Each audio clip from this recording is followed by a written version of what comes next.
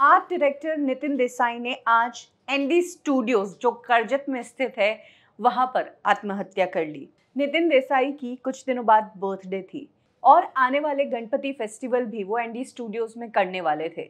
जब इतनी अच्छी प्लानिंग चल रही थी, सब कुछ पॉजिटिव था, तो आखिर ऐसा क्या हुआ कि नितिन देसाई ने आत्महत्या कर ली। नितिन देसाई की आत्महत्या के पीछे जो रीजन आया है वो आर्थिक तंगी है, और ये आर्थिक तंगी हजारों लाखों में नहीं बल्कि करोड़ों में थी। 180 करोड़ का कर्जा था नितिन देसाई पर। हम कहते हैं ना कि इस आर्टिस्टिक फील्ड में जो लोग होते हैं वो पैशनेट होते हैं, जुनूनी होते हैं, धुनी होते हैं। नितिन देसाई वैसे ही थे। आर्ट की जबरदस्त नॉलेज थी, वो उनके काम से ही पता चलती है। जिस वक्त उन्होंने हम दिल दे चुके सनम, लगान, जोधा अकबर जैसी फिल्मों पर काम कर रहे थे, तभी डिसाइड कर लिया था कि एक दिन एक ऐसा स्टूडियो बनाऊंगा जहां पर लेविश सेट्स होंगे और शूटिंग यहीं चलेगी। कहीं भी फिल्म इंडस्ट्री वालों को बाहर नहीं जाना पड़ेगा। मुंबई से कुछ ही किलोमीटर्स दूर करजत में आकर फिल्म इंडस्ट्री वाले शूटिंग करेंगे। तब उन्होंने एनडी स्टूडियोज की स्थापना की। इस स्टूडियो को बनाने के लिए नितिन देसाई ने बहुत पैसा फूका। उन्होंने एक फाइनेंशियल कंपनी से 180 करोड़ रुपए का लोन उठाया और उसके अगेंस्ट अपनी 42 बीघा जमीन को गिरवी रखा।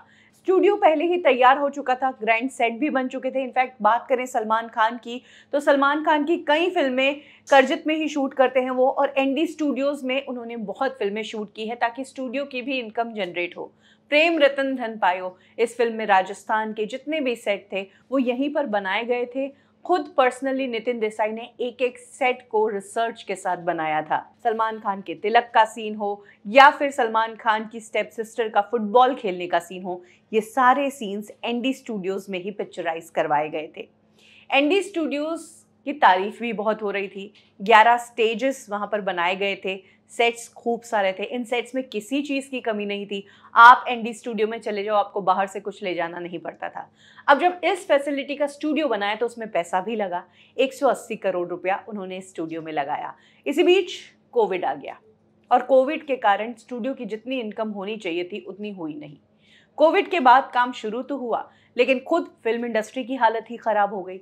अब फिल्म मेकर्स आधे काम वीएफएक्स से करने लगे, स्टूडियोज में ही शूटिंग होने लगी, या फिर छोटी सिटी में जाकर सस्ती शूटिंग लोकेशंस पर शूटिंग शुरू हुई। ऐसे में एनडी स्टूडियोज जहां पर 15 सेट थे, वहां पर 1-2 सेट पर ही काम चलता था। 150 स्टाफ मेंबर्स इस स्टूडियो में काम करते थे।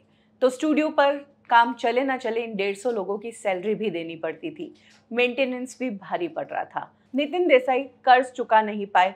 जिस कंपनी ने उन्हें कर्ज दिया वो कोर्ट पहुंची और कोर्ट में उनकी ज़मीन को नीलाम करने की परमिशन ली। कोर्ट ने हाल ही में उनकी ज़मीन को नीलाम करने की परमिशन दे दी। अभी 25 जुलाई को ही नितिन देसाई को एक लेटर मिला कोर्ट की तरफ से, जिसमें पता चला कि जो फाइनेंशियल फर्म है वो अब लीगली नितिन देसाई की जो 42 बीघा ज़मीन गिरवी है उसे बेचेगी। इस दर्द को ही नितिन देसाई नहीं झेल पाए। यही कारण है कि आज सुबह नितिन देसाई ने आत्महत्या कर ली। कल रात को वो अपने एनडी स्टूडियोज में ही थे। 10 बजे वो कमरे में चले गए और सुबह जब उनके स्टाफ मेंबर्स उन्हें जगाने के लिए गए तो अंदर से कुछ आवाज़ नहीं आई। जब खिड़की से चेक किया तो वो पंखे से लटके हुए मिले, जिसके बाद पुलिस को बुलाया गया और बॉडी को उतारकर पोस्टमार्टम के लिए भिजवाया गया।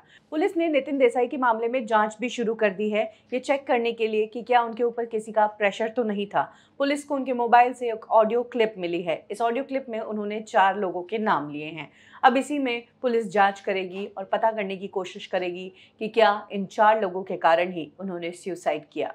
नितिन देसाई की डेथ ने हर किसी को चौंका दिया है। कहा जा रहा है कि सलमान खान अपनी ज़्यादातर फिल्मों की शूटिंग वहाँ किया करते थे।